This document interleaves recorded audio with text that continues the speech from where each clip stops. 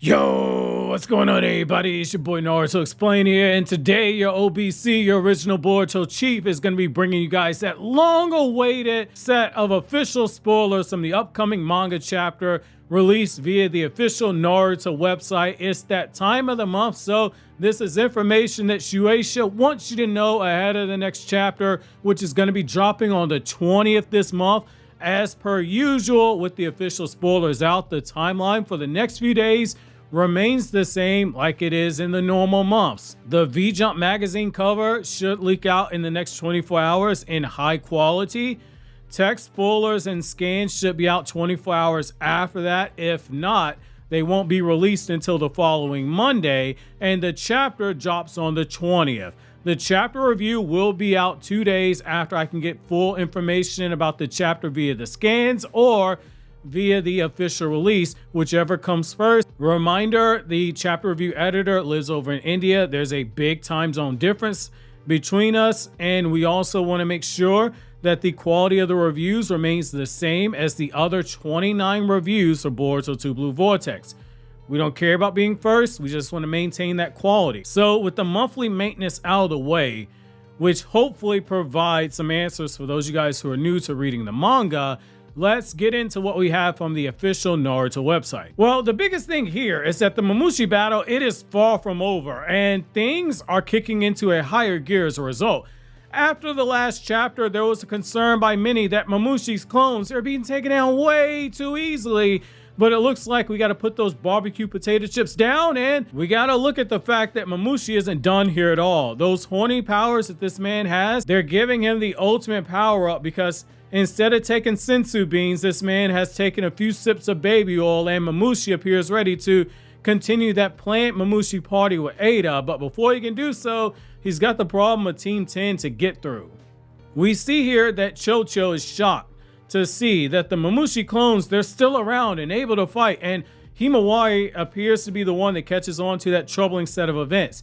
The knee-jerk reaction at first is to think maybe she sensed something with Kurama's chakra, but this more so looks like it is less of something like that and more that she's looking right at the unfinished threat as it emerges. Based on what we have, it looks like the 4 Mamushi clones are still ready to go, and that's where Himawari decides to take things into her own hands here and likely fills the people there in Konoha watching with severe PTSD depending on how old they are, because Himawari doesn't hesitate here. She's using her hair to focus the black and white ratio to form another bijuu dama, and she's preparing to fire it off in order to prevent Chocho and Shikadai from getting one-tapped by Mamushi.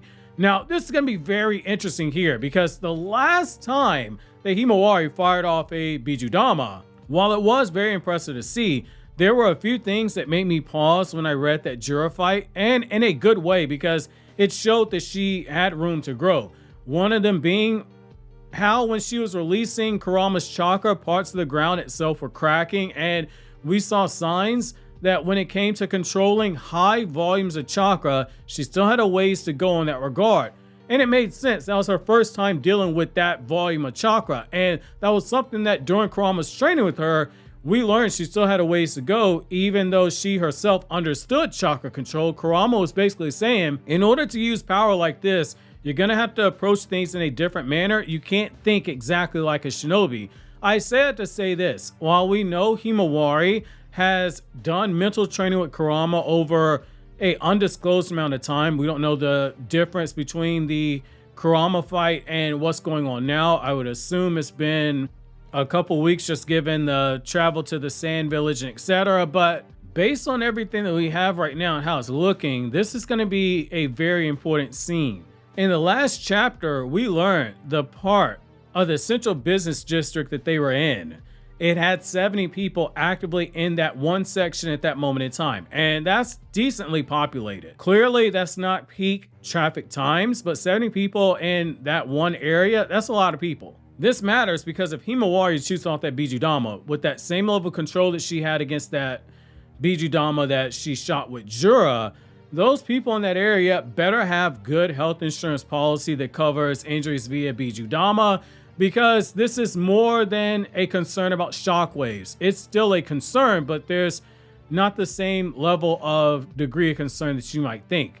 A bijuu dama by default is a highly concentrated mass of chakra, condensed in size, which when you condense high levels of energy like that, it makes it stronger.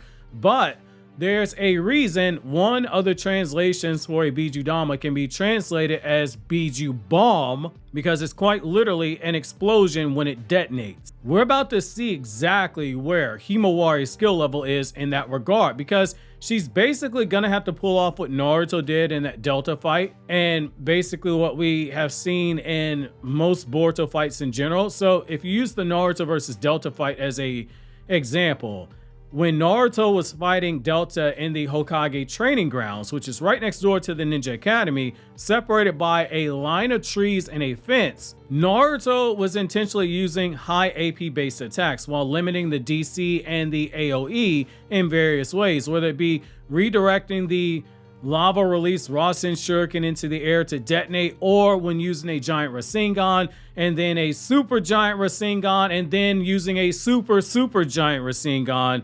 He was controlling the area of effect to avoid the headline in the paper the next morning that would read 7th Hokage nukes Ninja Academy.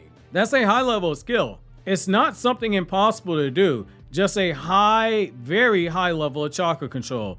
It doesn't mean that you got to be Kage level or 6 pass level, but it is something that does require a high skill level. And Himawari having the balls to shoot off a bijuu dama in the middle of the village is either about to do one of 3 things. Number 1, we're about to see exactly how good of a teacher Kurama is in terms of chakra control, because if she maintains the damage in that small area, that's big props to Kurama.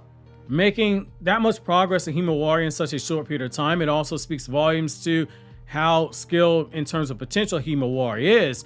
Now, number 2, the Mamushi clones, they might be leaping into the air, which at that point, it gives Ikimoto an out when it comes to explosion, depending on how high up in the air these Mamushi clones are. You can negate some of the damage from the blast if you do that. Now, number 3, Himawari, she's really Naruto's daughter, and we end up seeing that she has to stumble and bumble her way, potentially eating glue and sniffing paint, and probably inhaling car fumes in the process in order to make any type of progress. Which hopefully those business owners, they kept their bijuu protection insurance. Otherwise, that rebuilding, that's going to get pretty expensive. Now, on the other hand, one thing that we're clearly seeing is that Himawari is indeed about to have to pull a Naruto and Sasuke in this battle. And by Naruto and Sasuke, I mean the Naruto and Sasuke when they fought against Momoshiki and Kinshiki. So while the Boruto era Kage did land in shots and they did do well in a support role, Naruto and Sasuke had to carry them through that battle. They had to hard carry them, with Sasuke popping back and forth between Kinshiki and Momoshiki at times, like when he off-guarded Kinshiki with a Chidori, which allowed for that combo ceiling attack by the Mizukage and Tsuchikage. I don't think there's anything wrong with that. I actually think that's a good route to take. The important thing here is that if you're doing this, it allows the newer gen characters to get battle experience, and it also sticks a powerhouse in the area to cover the weaker members. That offers value in the story when you look at it from that perspective. It's better to do something like this than to say just stick them on the sidelines, or if you do use them, they end up like Chocho and Ino in the Akatsuki suppression arc. They're there on the battlefield, but they're utterly useless and they're whole ass liabilities. At least based on what we've seen so far, Shikadai and Chocho, they're kind of getting the same treatment that Yodo and Araya did. You can even throw Inojin in there since he's using that jutsu to assist from a distance. And that's basically the treatment Shikamaru got in the Akatsuki suppression arc. They're used in a reasonable way like Shikamaru was in that final battle with Hidan and Kakuzu. Their strengths are being played up, but we know that someone bigger has to do the carrying. Shikamaru showed that with prep time, he was a valuable asset. We saw that in how he handled one of Kakuzu's attacks and how he planned a defeat for Hidan that used Hidan's arrogance and bloodlust against him. The newer gen characters, they're all fighting using their strengths, and it's a part of a team strategy. Like we saw with Yodo's sensitive ears being used for hearing Ryu's location. Araya using that sword to keep Ryu stable, and then you let the heavy hitters like Sarada and Mitsuki do the heavy hitting. Same thing happened here, only in reverse. You let the heavy hitter and Himawari act as bait, and then you use strategy by the weaker ones to try to take advantage of openings that are created. However, now it looks like Himawari is the one that is going to have to earn her ninja headband that she has on her arm, because she is busting out the big guns quite literally with that bijuu dama. I'm really looking forward to this, more than I ever thought I was going to expect to. If you're a longtime viewer of the channel, you know that I was never the biggest fan of Himawari becoming a ninja. If you go back to 2018 when I started this channel, or if you're a super OG sub, you remember as far back as 2015 when I started KRYPTONIAN SAIYAN, which is now known as Anime Explained. I have always hated the idea Himawari is a ninja. I always liked the idea that Naruto had one child that was a shinobi and one that wasn't, because that just kind of reflected the time period we were in. Being a ninja wasn't as important anymore. It was optional, so it kind of felt right.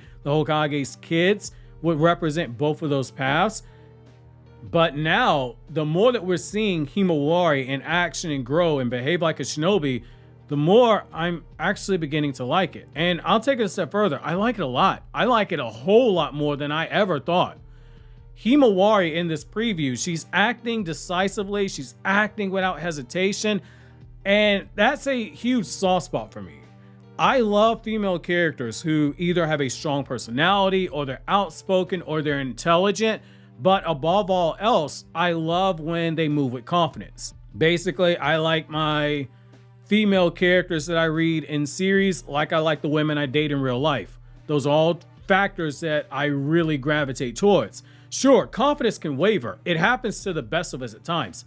I consider myself to be a fairly confident person, but there are times where I'll stumble, especially if you catch me in a moment where I'm off guard. But the belief in oneself to step up and take a swing when the moment calls, even if you don't make it, is something I admire, because it takes a special kind of person to say, I don't care if I fall on my face. At least I tried something. Himawari's quick move here, that's something that really put a smile on my face here. And going back to when she was introduced in 2014 in Naruto chapter 700, which, Jesus Christ, it's kind of crazy to think it's been 12 years since Naruto's manga ended. But when Himawari was introduced, I was kind of worried that she was going to be like a Hinata clone, like the serial thumb twiddler, soft-spoken, etc. I like what we're seeing here now. Like, I really like this a lot. And it's one of the reasons why in one of the discussion videos that we did after the last chapter was released, which that's what we do since that's what a majority of what you guys want, manga discussions after the chapters are released, I said I was really hoping that Boruto and Kawaki wouldn't be sent to Himawari's location too quickly. I basically wanted this to live in the moment for a little bit longer. I want to see more of what Himawari can do, either alone or as the person that is leading the charge, like she's going to have to do, while she's ironically having to carry the more experienced shinobi in Chocho and Shikadai. And they, by extension, are going to get an opportunity to make up for some of Himawari's inexperience. It's a balance, and I like it. I truly feel like this, above all else, is a very important moment for Himawari's character. Quick reminder, again, this is the official spoiler. We'll get another one 2 days before the chapter drops, but we'll likely by then have full chapter spoilers in the next 2 or 3 days. So keep notifications turned on so you don't miss out, because when they do drop, I'll get that video to you, but it'll probably be in the afternoon like this video. And the review will either be 2 days after the spoilers or 2 days after the official. So I thank you in advance for your patience. In the meantime, click here for this new Naruto Explained video, or click here for my newest review on Chainsaw Man chapter 226, which is up on my Anime Explained channel.